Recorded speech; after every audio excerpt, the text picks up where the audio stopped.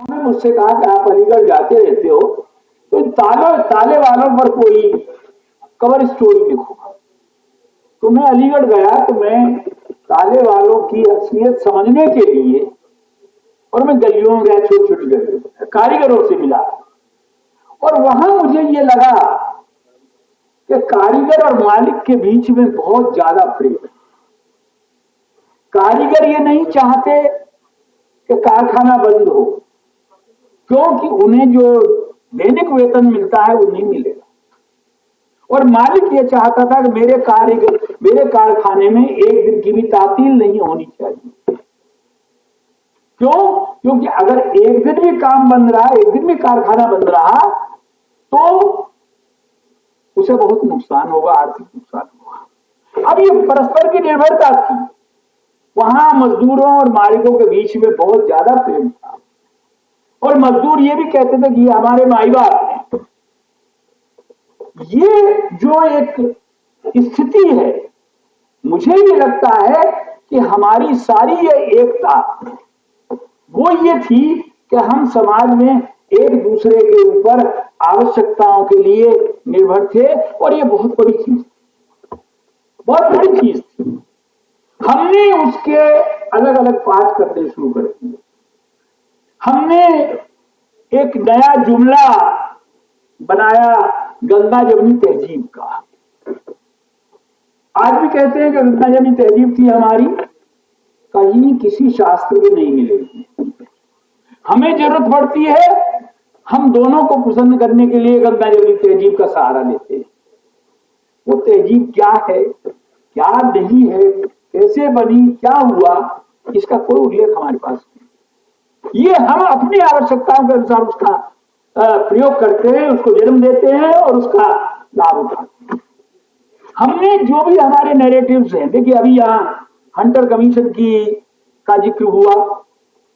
Hunter commission ने अपने तरीके से जो जलियांवाला बाग की घटना थी उसका विवरण तैयार किया।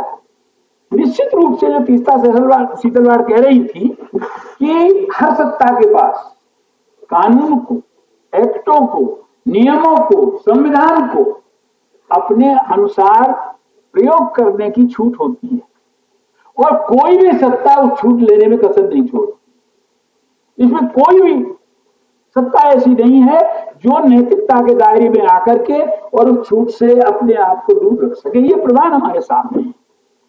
इसलिए हम दोष किसको दें? तो हम जब ये देख रहे हैं कि सत्ता अपना प्रयोग कर रही है तो एक काल 2014 से शुरू होता है और आज हम वही रूप देख रहे हैं जो 1919 से पहले जलियांवाला बाग के नरसंहार से पहले रॉलेट एक्ट जो लाया गया था, उस रॉलेट एक्ट के विरोध में जो जुलूस निकला, जो आंदोलन हुआ, उसमें वो नरसंहार किया। इसी तरह आज जो नए नए नियम आ रहे हैं उसमें हम ये देख रहे हैं कि सत्ता ऐसे नियम बना रही है कि वो किसी का भी दमन बहुत आसानी से कर सकती है, न्याय संगत ठहरा सकती है उसको। क्योंकि समय ज्यादा नहीं है इसलिए मैं बहुत संक्षेप में कुछ घटनाएं आपको सुनाऊंगा।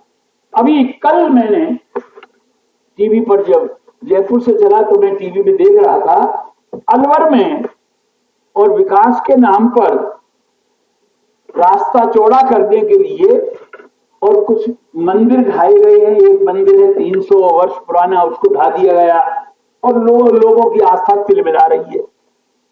लेकिन मुझे एक दृश्य देखने को मिला कि एक मकान ढाया गया है। उस मकान को जिस तरह से ढाया गया है उसकी सीढ़ियां बीच से ढा दी गई। अब देखिए वो दृश्य टीवी पर मुझे दिखाई देता है। वहां सीढ़ियों के ऊपर एक गुड़िया बैठी है, नीचे उसके परिवारजन खड़े हुए हैं। न बुढ़िया नीचे आ सकती है, न परिवारजन ऊपर जा सकती है। अब इस दृश्य को अगर देखें, अंतर केवल इतना ही है कि जलियांवाला बाग में मार करके कुएं में डाल दिए गए थे और वो बुढ़िया जिंदा है, बरी हुई बैठी। वो मुझे जो दिखाई देता है। ये दृश्य आज आ रहे हैं और ये इसलिए अब इस पर बहस होगी। इस बात पर बहस नहीं है उस बुढ़िया का क्या होगा, इस बात पर बहस है कि 300 वर्ष पुराने मंदिर को क्यों तोड़ दिया गया। आपने जहांगीरपुरी में और तोड़ा तो तोड़ा, लेकिन मस्जिद की सीढ़ियों को क्यों तोड़ दिया गया? इनका उत्तर हमें खोजना है, और इनका उत्तर खोजने के लिए ही हम ऐसे पाठ गढ़ते हैं जो उस एकता को तोड़ता है, जो उस समरसता को तोड़ता है। और हम नहीं चाहते कि समरसता बने, लोग प्रेम से रहें, लोग प्यार से रहें, लोग एकता से रहें, क्योंकि एकता कोई बनाई नहीं जाती, एकता तो पैदा होती है। हमारा कोई फॉर्मूला ऐसा नहीं जिससे एकता बना सके। जब तक ये कश्मीर से 370 की धारा नहीं उठी थी, नहीं इसको हटाया गया था, उससे पहले कुछ 3-4 महीने पहले ही मुझे श्रीनगर में केंद्रीय विश्वविद्यालय से एक आमंत्रण मिला और भाषा संबंधी एक सेमिनार में जाने का अवसर मिला। मैं वहां गया। इस बात से कोई फर्क नहीं पड़ा कि सारी सभा में मैं अकेले ही हिंदू था, क्योंकि उन लोगों ने इतना प्यार दिया कि मुझे महसूस ही नहीं हुआ। ऐसी व्यवस्था की, मैं एयरपोर्ट पर उतरा, मुझे एक गाड़ी दे दी गई और उन्होंने कहा कि जब तक आप जाएं तब तक ये गाड़ी आपके पास है, आप कार्यक्रम कीजिए और कार्यक्रम के बाद जो समय मिलता है उस समय में आप चाहे जहां घूमिए इस गाड़ी। और होटल वाले ने यह कहा कि आप जो खाना चाहें हमें बता दीजिए, दलिया खाना चाहें तो हम दलिया बना देंगे, खिचड़ी खाना चाहें तो खिचड़ी, बड़ी इस तरह का प्यार, इस तरह की सुविधा है। जब सेमिनार हो रही थी, मैं आपको स्टेप बताता हूं ये बात, तो भाषा पर क्योंकि सेमिनार थी, ज्यादातर उर्दू जानने वाले थे, हिंदी पढ़ाई जाती थी और हिंदी की महत्ता को लेकर के ही सेमिनार। इन्हें उन लोगों से कहा कि मैं आपसे एक निवेदन करता हूं, यद्यपि आपको ये बात बुरी लगेगी और बुरी लगेगी फिर भी आपको सहन करनी पड़ेगी कि आप उर्दू को अब भारतवर्ष में बचा नहीं सकते। हतप्रभ करने वाली बात थी। क्यों नहीं बचा सकते? कि उर्दू अगर बचती तो शुरू में अगर एक लिपि को अपना लिया जाता तो उर्दू भी बच जाती, हिंदी का और रूप होता और भाषा ही एक जो स्वरूप था दूसरा निखरता। अब उर्दू को आप नहीं बता सकते, मजबूरी है कि उर्दू एक राष्ट्र की राजभाषा है और उस राष्ट्र से आपकी दुश्मनी है। वो कभी नहीं चाहेंगे कि उर्दू आपके यहां पनपे। तो ये बात मैंने साहस से कही थी और थोड़ा इतनी उम्र हो गई का साहस लेने में जब डर लगता था तब भी साहस किया, जब अब तो कोई डर की सवाल नहीं कि मरने के अलावा कोई बात ही नहीं है तो साहस किया। मुझे आश्चर्य हुआ कि उनमें से एक विद्यार्थी जो वर्कशॉप में आया हुआ था, उसने खड़े होकर के कहा कि आप ये बात बिल्कुल सही कह रहे हैं कि उर्दू हमारा कोई भला नहीं कर रहा। क्यों? कि उर्दू पढ़ाने वाले नहीं हैं। अब उन्हें यह पता नहीं था कि 10वीं तक मैंने भी उर्दू पढ़ी है, मेरी दीगर जबान थी उर्दू। मैंने उनको समझाया कि लिपि सबसे बड़ी समस्या लिपि की है उसकी। उन्होंने ये स्वीकार किया।